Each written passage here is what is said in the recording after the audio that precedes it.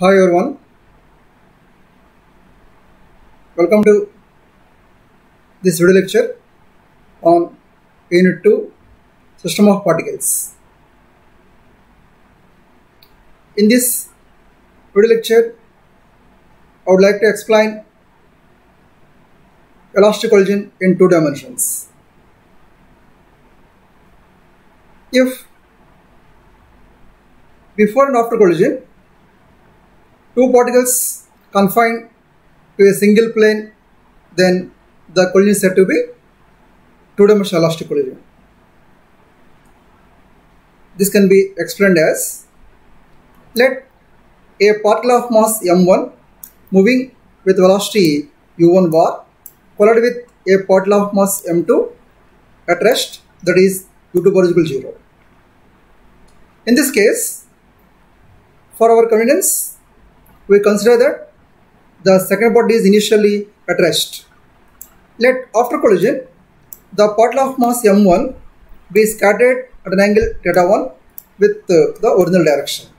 Similarly, the particle of mass m2 moves in a direction which makes an angle θ2 with the original direction. Let v1 bar and v2 bar be velocities of masses m1 and m2 respectively after collision.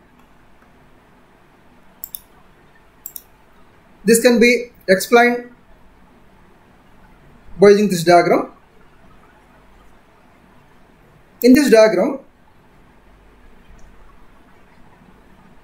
the first particle of mass m1 is moving with velocity u1 bar along x direction initially.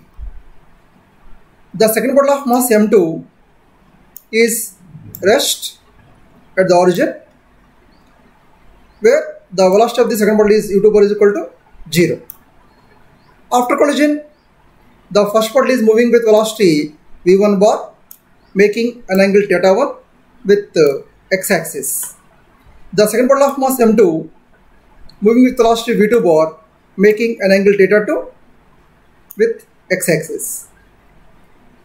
Now, after collision, the velocity of the particles v1 bar and v2 bar can be resolved into its components along x-axis and y-axis.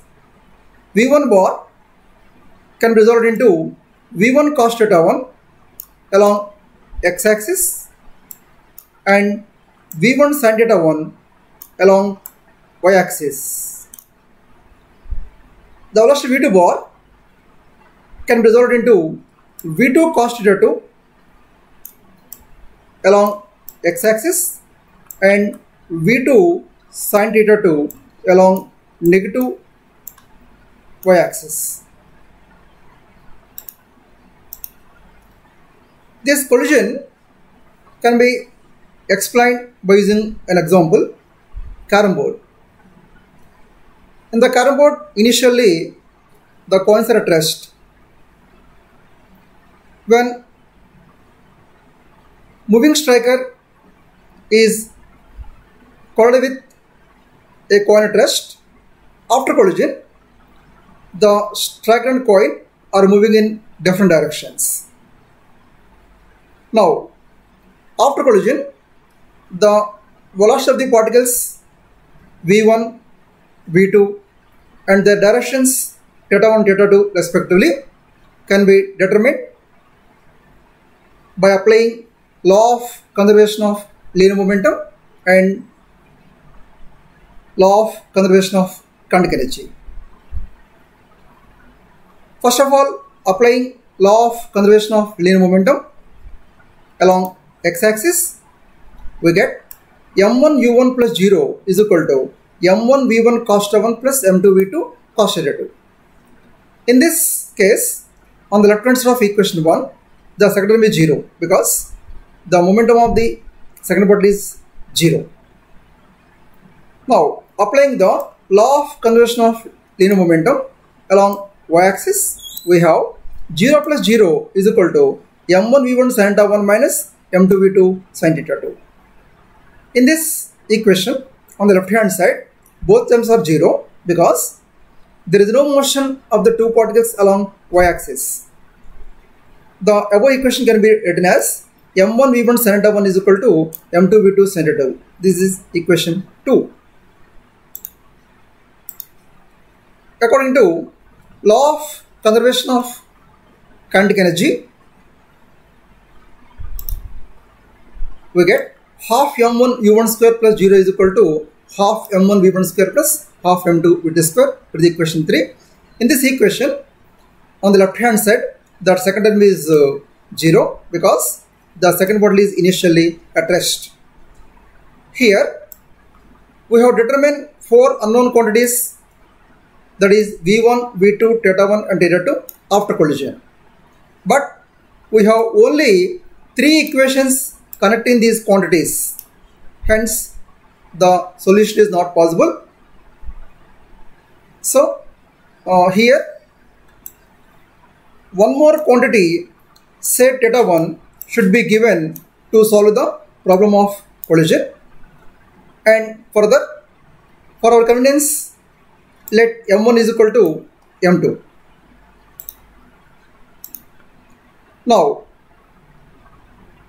by substituting m1 is equal to m2 in equations 1, 2 and 4, we get the equations u1 is equal to v1 cos 1 plus v2 cos 2 from equation 1, that is equation 4. From equation 2, v1 sin 1 is equal to v2 cos 2, that is equation 5. From equation 4, u1 minus v1 cos 1 is equal to v2 cos 2, that is equation 6. Now, squaring equation 6 on both sides, we get u1 minus v1 cos 1 whole square is equal to v2 cos 2 whole square.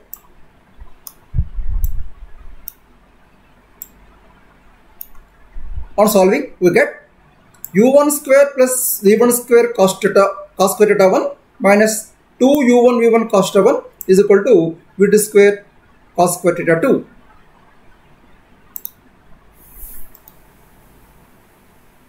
Now, squaring equation 5 on both sides, we get v1 square sin square theta 1 minus v2 square cos square theta 1, cos square theta 2. Adding equations 7 and 8, we get u1 square plus v1 square minus 2 u1 v1 cos theta 1 is equal to v2 square.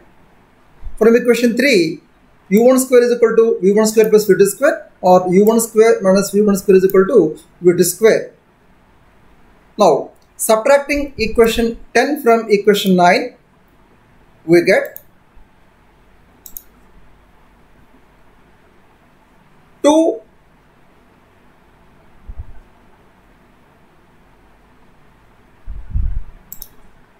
v1 square, 2 v1 square minus 2 u1 v1 cos 1 is equal to 0, or v1 minus u1 cos 1 is equal to 0, or v1 is equal to u1 cos 1, that is equation 11. In this equation, on the right hand side, u1 and theta 1 are known quantities, hence v1 can be calculated. From equation 3, v2 square is equal to u1 square minus v1 square, or v2 square is equal to u1 square minus u1 square cos theta 1 on substituting the value of v1 from equation 11 in the above equation. Now, v2 square is equal to u1 square into 1 minus cos theta 1 is equal to u1 square sin theta 1. Therefore, v2 is equal to u1 sin theta 1. This equation shows that v2 is the component of u1.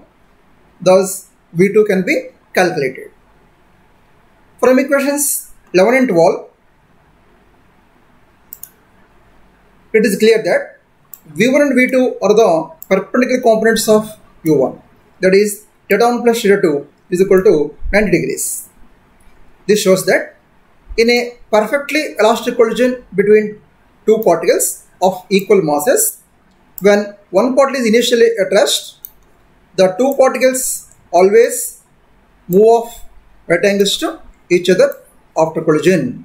That means, in perfectly elastic collision in 2 dimensions if two particles of equal masses or collide each other, and also if initially the second particle is at rest, after collision the two particles are moving at right angles to each other. From equation 2, sin theta 2 is equal to v1 by v2 sin theta 1. That is equation 13.